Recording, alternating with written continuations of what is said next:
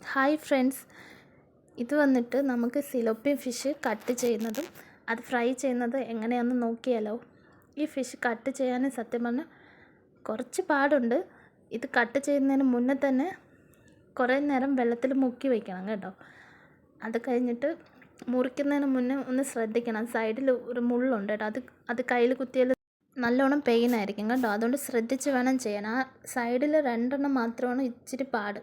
പിന്നെ അത് ചെത്തിയെടുത്ത് കളഞ്ഞാൽ മാത്രം മതി. ഇത് പിന്നെ ഫ്രൈ ചെയ്യുന്ന രീതിക്കാണ് ഞാൻ വൃത്തിയാക്കുന്നത് കേട്ടോ. അത് കഴിഞ്ഞിട്ട് നന്നായിട്ട് വൃത്തിയാക്കിയതിന് ശേഷം ഉപ്പിട്ട് നന്നായിട്ട് കഴുകും. കാരണം ഇത് വന്ന് ഒരു ചേറിൻ്റെ ഒരു ടേസ്റ്റ് ഉണ്ട് ഈ ഫിഷിന് വന്നിട്ട്.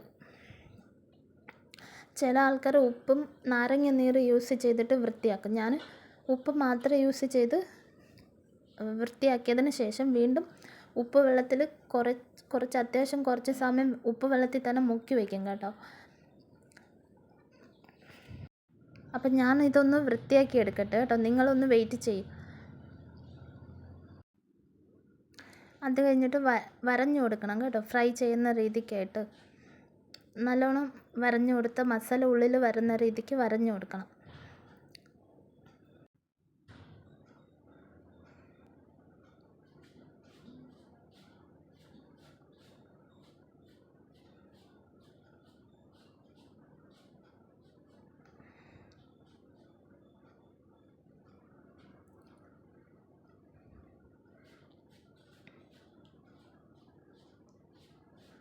അപ്പോൾ ഫിഷ് നന്നായിട്ട് കഴുകി വൃത്തിയാക്കിയതിന് ശേഷം അതിൽ മുളക് പൊടി, മഞ്ഞൾപ്പൊടി, മസാലപ്പൊടി, കുരുമുളക് പൊടി ഇച്ചിരി കൂടുതലിടും കേട്ടോ. ഉപ്പ്, പിന്നെ ഇഞ്ചി വെളുത്തുള്ളി ചതച്ചത്, ഇച്ചിരി വെളിച്ചെണ്ണ ചേർത്തിട്ട് നന്നായിട്ട് മിക്സ് ചെയ്ത് കറിവേപ്പില നന്നായിട്ട് മിക്സ് ചെയ്ത് കുറച്ചധികം സമയം റെസ്റ്റ് ചെയ്യാൻ വയ്ക്കും.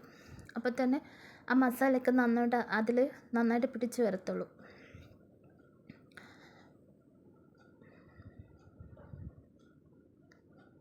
ഇപ്പോൾ ഫ്രൈ ചെയ്യാനായിട്ട് പാനിൽ അത്യാവശ്യം ആവശ്യത്തിന് ഞാൻ വെളിച്ചെണ്ണയാണ് യൂസ് ചെയ്തിരിക്കുന്നത്. വെളിച്ചെണ്ണ യൂസ് ചെയ്തിട്ട് വെളിച്ചെണ്ണ ചൂടാകുമ്പോൾ ഫിഷ് ഇട്ടിട്ട് ചെറിയ തീയിൽ വെച്ച് നല്ല രീതിക്ക് മൂപ്പിച്ചെടുക്കണം. ചെറിയ തീയിൽ തന്നെ വെക്കണം, അല്ലെങ്കിൽ ഫിഷ് നന്നായിട്ട് മൂത്ത് വരത്തില്ല.